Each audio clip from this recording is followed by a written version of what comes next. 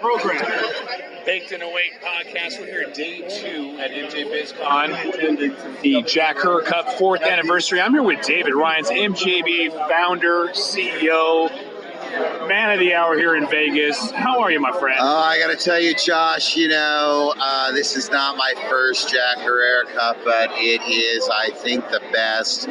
Here we are enjoying some of the finest legal cannabis in the country while we're celebrating the local growers, processors, and retailers who really make it happen. It's a great time to be in Las Vegas. Love it.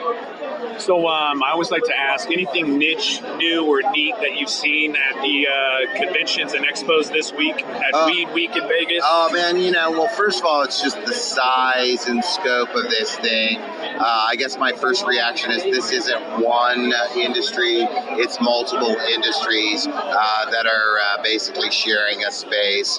So as our industry goes mainstream, I think you will see a splitting off. And in fact, what was cool is I was participating in things like the Women of Cannabis conference that happened on Tuesday before MJ Biz Con. So you're seeing a lot of folks who are opportunistically organizing to take advantage of the fact that everybody in the industry is here. The other thing I would say is, Curved Papers, who I've been working with, we launched in 2015 in Denver, has gone mainstream.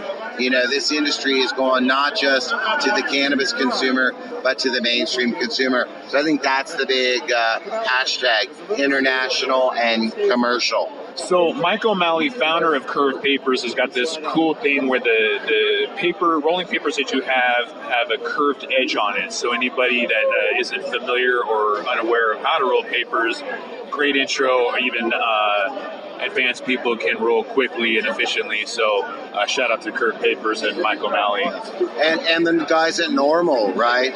So they're benefiting Normal by selling 100% hemp. Hemp is another big consumer thing that I'm seeing.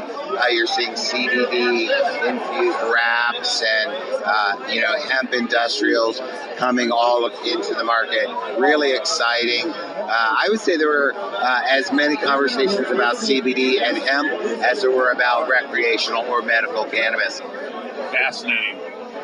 That's great. What do you see on the horizon? Anything that might happen? There's been some interesting stuff in Washington where the edible market got kind of racked with chewies, gummies, and hard candies. California got rocked with white labeling or private labeling. So what do you kind of see with the market coming up?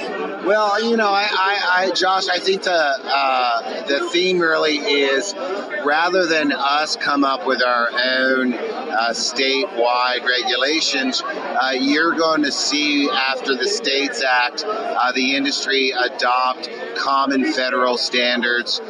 It's really a question of what standards for what products, what will be pharmaceutical, what will be nutraceutical, what will be food grade, what will be GMP.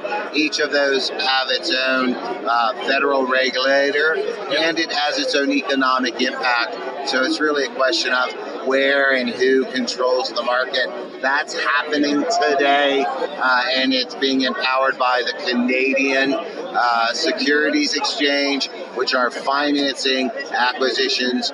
You're seeing companies like Canopy Growth and Tilray, who are exporting cannabis internationally into places like the Caribbean and Africa. This is happening today.